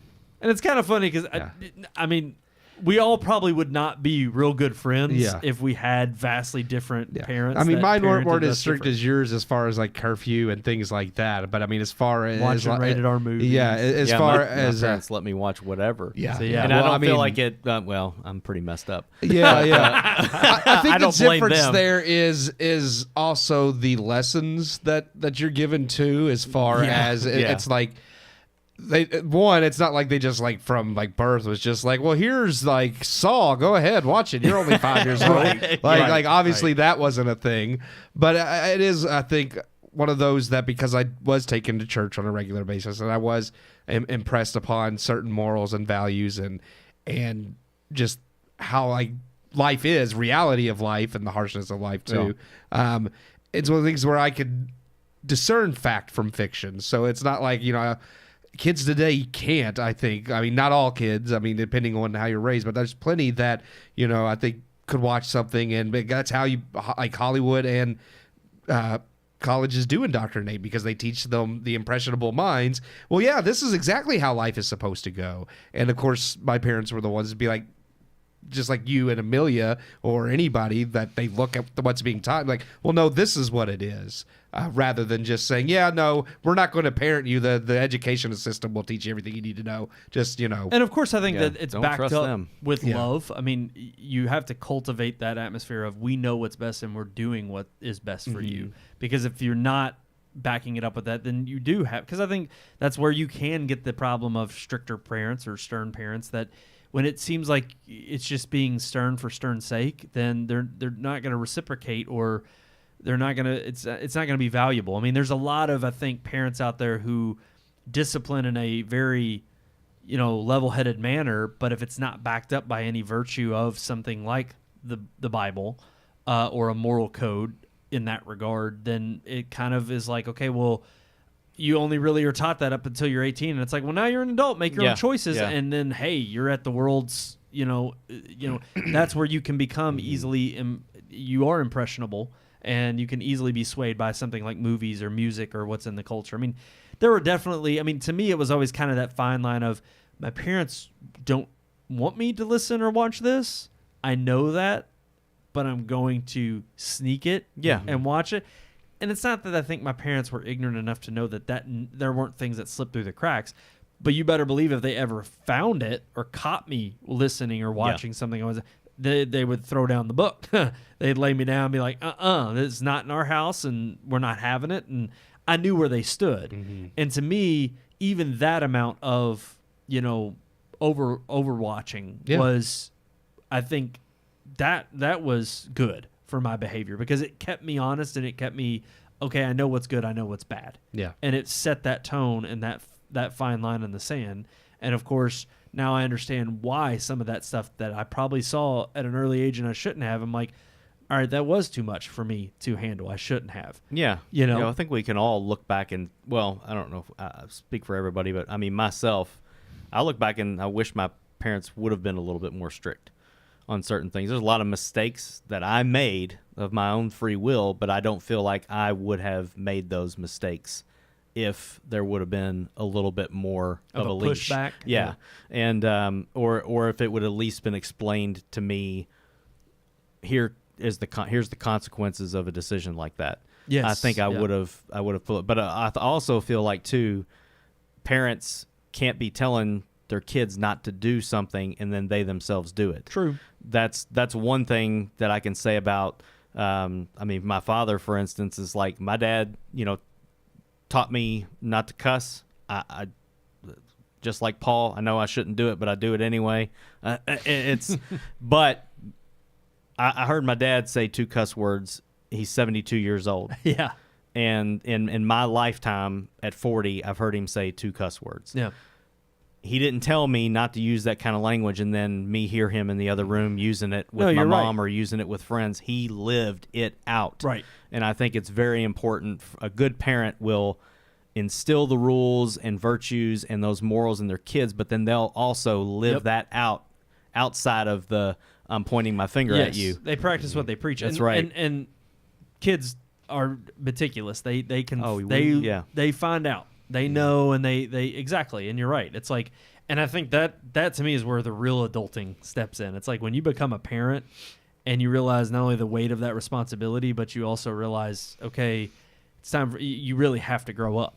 And I think the difference between good parents and bad parents are those who realize, okay, it's not about me anymore. It's about my children, and it's about what kind of humans they're going to be when they grow up. And when they make that sacrifice, and it is a sacrifice because you're sacrificing your own personal wants and needs and pleasures for the greater good of the life you just created. Yeah. And that's a beautiful sacrifice when it's made. And I think it's probably, and I hope to experience it one day myself, because I think it's the most fulfilling sacrifice that a human can give, that, parents can do, or that any human can experience as a parent. And I think the parents we see today that let their kids, I'm not even going to jump into any kind of political topics, but you can tell that their real first concern is their own motivation and their own selfishness, desires. And having children should be a selfless thing. It should be the most selfless act you do in life, would be raising kids. 100%. Yeah. Alrighty, guys, that's going to do it on our discussion for tonight. Went over again, sorry. Couldn't help it. It was a good I think good the discussion. birds and the bees took us out. That took us down a path. Yeah. It did. Yeah, I'm sorry about that. No. It's just I- I've always look, had that. Once we brought up the dolphins, I think it was that was Yeah, my fault. I'm gonna go Yeah. home and Google dolphin rape. Yeah. I really am. So I'm gonna see interesting. where Google takes me on It that does, one. no, it's. I googled it while like Oh when we my were talking gosh! about it. Thanks. All right, great. On my Wi-Fi. Oh my Yeah. gosh. Yeah. I'm gonna get some suggestions that I didn't even know I wanted. It was talking about like they not just rape, like they're violent predators that'll actually they'll kill their own babies and then Wow. Oh I my mean, yeah. gosh. So Wow. dolphins are extremely yeah. liberal. They're evil. They're, Dolphins wow. are evil. Wow, didn't realize they. So you're gonna have like There's SeaWorld that- advertisements on your Facebook I feed am. later. There was that freaking it was a Boy Meets World episode, and they had the girl from Step by Step in it. It was all protecting the environment, and there was like some stupid instance with a dolphin, and he says something to her, and she's like, "Apologize. He's got feelings too." I'm like, "No, he doesn't. Friggin' evil. He rapes other dolphins and he kills his own their children. babies. Yeah. Dolphins are evil. Yeah. They're terrible animals." Well, now I'm reading about like group rape and Okay, Oh my all god, right, that all right. gangbang? Oh my gosh. All right. I can't believe this. and I don't know Hopefully that, you didn't have to explain that to Sawyer. and I don't A know gangbang. No, he hasn't heard that at school yet. I can't verify that this is a real statistic because it was posted on X by Ron White, but it's funny. It's funny. It says yeah, it says more humans get raped by dolphins than bitten by sharks, but for some reason I'm okay with that. So that's I Ron see White. him saying that with his that glass is of 100 bourbon that and his is- cigar. That is 100% Like, you know, Ron White. So people get raped by dolphins than bitten by call sharks. me tater salad. yes, I see that.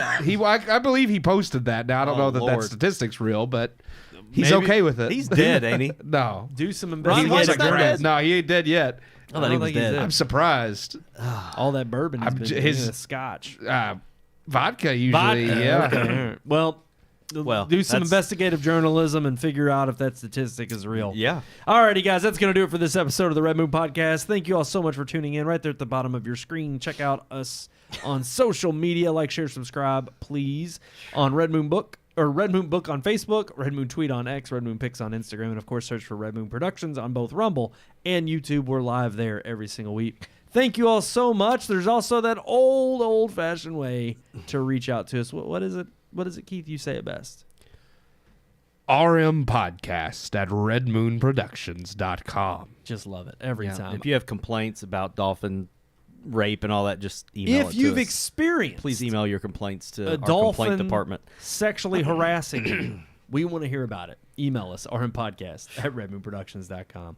Until next time, I'm one of your hosts, Brandon Davidson, alongside our normal new host, Sean Sebastian. and I don't remember that one. I was Brondell caught off Booker. guard. No, it was Brondell Booker. You're right. Brondell Booker. Brondell Booker.